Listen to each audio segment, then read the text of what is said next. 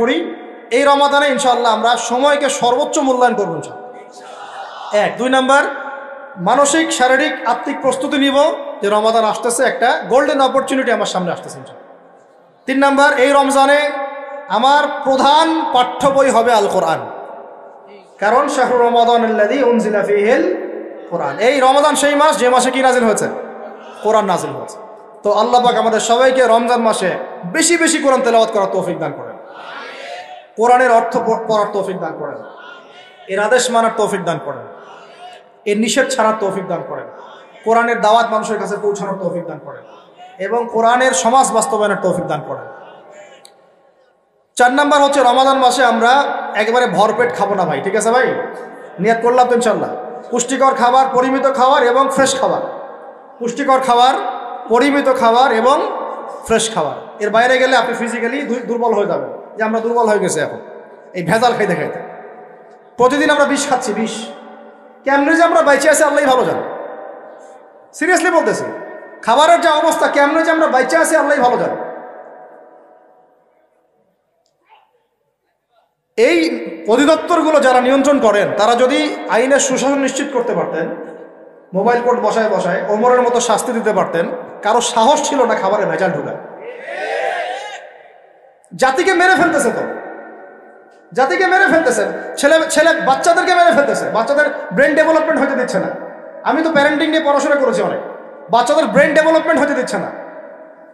খাদ্যে বাচ্চাকে কি কিনে দেন? চিপস কিনে দেন, চকলেট কিনে দেন, এটা কিনে দেন, সবই বিষ, বিষাক্ত জিনিস, সব বিষাক্ত। আমরা কি খাই? ফাস্টফুড, পিৎজা, বার্গার, রাস্তাঘাটে সব বিষাক্ত জিনিস। চাল ডাল তেল লবণ যা যা খাচ্ছেন, মশলা, এর মধ্যে দেখবেন মিশাই দিছে ইটের গুঁড়া, ভুসি। এটা নিয়ে আমি আলাদিন কথা বলবো ইনশাআল্লাহ, অর্থনীতি নিয়ে। মানে এমন একটা অবস্থা যে নতুন করে ইসলামী অর্থনীতি প্রতিষ্ঠা করতে হবে এখন মনে হচ্ছে। আপনারা ব্যবসা করার নিয়ত করেন, হালাল পণ্যের ব্যবসা করেন, মানুষকে ভালো কিছু খাওয়ান, ভালো কিছু দেন, দেখবেন জাতি বাঁচবে ইনশাআল্লাহ এবং আপনারও কাস্টমার বাড়বে ইনশাআল্লাহ। কারণ আমরা সবাই ফ্রেশটাই তো চাই, 10 টাকা বেশি দিয়ে হইলেও সেটাই কিনবো ইনশাআল্লাহ। আল্লাহ পাক আমাদেরকে রমজান মাসে পরিমিত খাবার তৌফিক দান করেন, পুষ্টিকর খাবার খাওয়ার তৌফিক দান করেন এবং বেহিসাব রিজিক দান করেন। আমি 5 নম্বর হচ্ছে রমজানে আমরা তারাবি সালাত জামাতে পড়বো ইনশাআল্লাহ।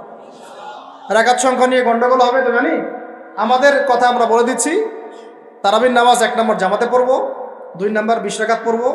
কেউ যদি বলে আমি কম পড়ি, বলবেন ওকে পড়েন, কোনো সমস্যা নেই, আপনি পড়েন, কোনো সমস্যা নেই। কেউ যদি বলে আমি আরও বেশি পড়ি, পড়েন, সমস্যা নেই। 40 রাকাত পড়েন আপনি, কোনো সমস্যা নেই। আমরা 20 রাকাত পড়ি, জামাতে পড়ি। কিন্তু সমস্যা তখন হবে যখন আপনি বলবেন আমাদের 20 রাকাতটা বেদাত। যদি এই কথাটা বলেন তাহলে সমস্যা হবে, তখন আমাদের সাথে মাদ্রাসায় বসতে হবে। আর আমি তো বলছি মাদ্রাসায় এরা বসবে না। কোথায় বসতে চায়? অনলাইনে। অনলাইনে তো আর আপনি বই খুলে এগুলো ধরাইতে পারবেন না। মাদ্রাসায় বসলে তো কিতাব আদি ধরাইতে পারবেন। রেফারেন্স দিচ্ছে যে বইগুলার, ওই বইগুলা খালি পিছনে থাকবে, বলতে হবে খুঁজে নিয়ে আসেন বইটা কোথায় আছে, ব্যাস করলো খেলা, আর কিছু করা লাগবে না। তো যাই হোক, ওই দিকে আমরা যাচ্ছি না। আল্লাহ পাক আমাদের সহি বুঝ দান করেন। আমরা আমাদের মাসলাকে আছি, জামাতে সালাত পড়বো ইনশাল্লাহ, তারাবি সালাত, খতমে কোরআন পড়বো ইনশাল্লাহ এবং চেষ্টা করবো 20 রাকাত পড়ার ইনশাল্লাহ। কেউ যদি বলে এটা বেদাত, তখন আমাদের সাথে বসাই দিব, ওলামা কেরামের সাথে বসাই দিব। মনে রাখবেন, উসমান রাদিয়াল্লাহু আনহু যদি 2টা আজান দিতে পারেন জুমার, আমি আবু তো আদনানে দিতে কোনো সমস্যা নেই। ওমর ইবনুল খাত্তাব যদি 20 রাকাত তারাবি পড়তে পারেন নিজে, আমার মতো হাজার হাজার মানুষের পড়তে কোনো সমস্যা নেই। আমরা সাহাবীদের চেয়ে বেশি দিন বুঝি না। মা আনা আলাইহি ওয়া আসহাবি আল ইয়াউম আলাইকুম বিসুন্নতি ওয়া সুন্নতি খুলাফায়ে রাশিদিন মাহদিয়িন মিন বা'দি। এই হাদিসগুলো শোনাই দিবেন। আল্লাহর রাসূলের সুন্নাহও যেমন আমরা ফলো করব, সাহাবীদের সুন্নাতও ফলো করতে হবে। কথা বোঝা যাচ্ছে কি? সাহাবীরা হচ্ছে মানদণ্ড আমাদেরকে, নবীকে পাওয়ার মানদণ্ড কারা? সাহাবীরা। সোজা কথা, এটা নিয়ে তো বাহাসের কিছু নাই। সাহাবীদেরকে বাদ দিয়ে আপনি নবীকে মানতে পারবেন কিভাবে? বলেন কথা। আব্দুল্লাহ বিন ওমর, আব্দুল্লাহ বিন মাসউদ রাদিয়াল্লাহু আনহুম আজমাইন, আবু বকর, ওমর, ওসমান, আলী রাদিয়াল্লাহু আনহুম আজমাইন, তাদের চেয়ে কি আমরা ইসলাম বেশি বুঝবো? কখনো এটা সম্ভব? তাদের মধ্য দিয়ে আমরা নবী সাল্লাল্লাহু আলাইহি ওয়াসাল্লামকে অনুসরণ করব, ব্যাস, সিম্পল। এটা হলো খায়রুল কুরুন। আল্লাহ পাক আমাদেরকে কথাগুলা দিলের কান দিয়ে বোঝার তৌফিক দান করেন। 6 নম্বর কথা হচ্ছে ভাই, রমজান মাসে বেশি বেশি মানুষকে ইফতার করাবেন। রাজি আছেন তো ইনশাআল্লাহ? 7 নম্বর, রমজান মাসে সমস্ত ফরজিয়াত আদায় করব, স্পেশালি নামাজের সাথে যাকাত। নামাজের সাথে ওই যে ব্যবসায়ীদের কথা তো বলছিলাম, বহু ব্যবসায়ী আছেন আপনারা, মিলসের মালিক, ফ্যাক্টরির মালিক, ইন্ডাস্ট্রির মালিক, জাকাত দেন না। হিসাব করে বের করেন জাকাত কত টাকা। একজনের জাকাত দিয়ে একটা গ্রামের মানুষকে খাওয়ানো যাবে? এই জাকাত না দিয়ে কবরে যায় না আল্লাহর ওয়াস্তে। সাপ ঠকাবে, সাপ কি ঠকাবে? গলায় যে সাপ পেঁচাই দিবে আল্লাহ পাক। সূরা তওবায় আছে, আমি এমনি এমনি বলছি না। সূরা তওবায় না নাকি অন্য একটা ভুলে গেল এই রেফারেন্সটা ভুল হতে পারে, আমি পরে চেক করে দেখবো ইনশাআল্লাহ।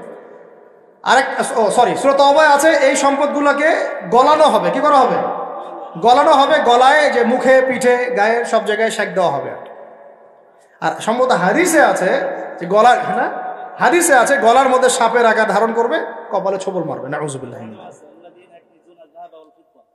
হ্যাঁ, সূরা তওবায় না এটা? সূরা তওবায়, ঠিক আছে। এই যে স্মার্টফোন ব্যবহার করার এগুলো কুফর। রেফারেন্স জীবনে ভুল হইতো না আমাদের। এই যে স্মার্টফোন, হোয়াটসঅ্যাপ, টেলিগ্রাম এসব চেক করতে করতে অবস্থা আছে। তালেবে ইলম যারা এবং ওলামায়ে কেরাম তাদের উচিত, মানে আমাদের নিজেদেরকেও নসিহত করতেছি আমরা আর কি, যতটা পারেন ডিভাইস থেকে দূরে থাকতে হবে। না হলে কোরআন ভুলে যাচ্ছি, হাদিস ভুলে যাচ্ছি, এটাও একটা এজেন্ডা হতে পারে। আল্লাহ পাক আমাদেরকে বোঝার তৌফিক দান করেন।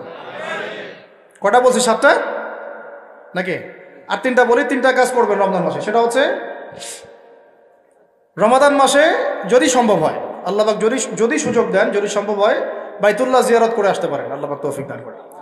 মানে এখানে ওমরা, এই রমজান মাসে ওমরা করার একটা ব্যাপক ফজিলত আছে। আল্লাহ রাব্বুল আলামিন আমাদের সবাইকে জিয়ারতের তৌফিক দান করেন, এবং যারা এখনো সামর্থ্যবান হন নাই, সামর্থ্য আল্লাহ পাক দান করেন। যারা নিয়াত করেছেন আল্লাহ পাক তাদেরকে হজ্জে মাবরুর করার তৌফিক দান করেন। আল্লাহ রাব্বুল আলামিন তার ঘরে আমাদের সবাইকে হজ করার তৌফিক দান করেন এবং হজ করার মতো করার তৌফিক দান।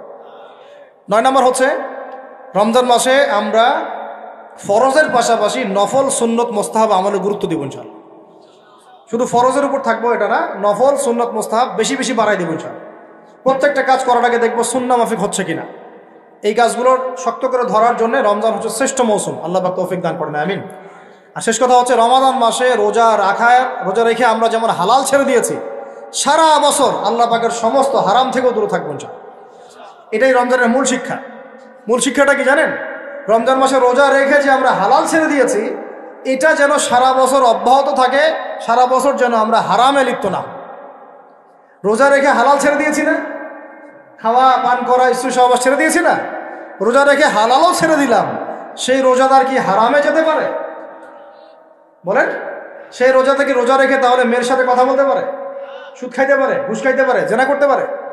যেহেতু রোজা রেখে আমরা এগুলো করছি না, এই শিক্ষাটাকে আমরা যেন সারা বছর ধরে রাখতে পারি। আল্লাহ পাক এই তৌফিক আমাদের সবাইকে দান করেন। আল্লাহ রাব্বুল আলামিন আমাদের সবাইকে আসন্ন রমাদানের সুস্থতার সাথে এই কাজগুলো করার তৌফিক দান করেন। রমজানের যে মূল শিক্ষা লাআল্লাকুম তাত্তাকুন, এই তাকওয়াকে জীবনের সর্বক্ষেত্রে বাস্তবায়ন করার তৌফিক দান করেন। আল্লাহ পাক ওলামায়ে কেরামদেরকে দীর্ঘ নেক হায়াত দারাজ করেন এবং আমাদের জাতির মধ্যে আল্লাহ পাক শান্তি শৃঙ্খলা দান করেন। আল্লাহ পাক আমাদেরকে ওমরের মতো শাসক দান করেন। আল্লাহ পাক আমাদের ব্যবসায়ীদের মধ্যে সৎ ব্যবসায়ী দান করেন। আল্লাহ পাক আমাদেরকে ইসলামী সংস্কৃতি মেনে চলার তৌফিক দান করেন। প্রত্যেকটা পরিবারকে আল্লাহ পাক জান্নাতি পরিবার বানায় দেন। আল্লাহ পাক আমাদের শিক্ষাক্ষেত্রে আমাদের যে সমস্যাগুলো হচ্ছে এগুলোকে সমাধান করার তৌফিক দান করেন এবং কোরআন এবং সুন্নাহ ভিত্তিক শিক্ষা অর্জন করার তৌফিক দান করেন।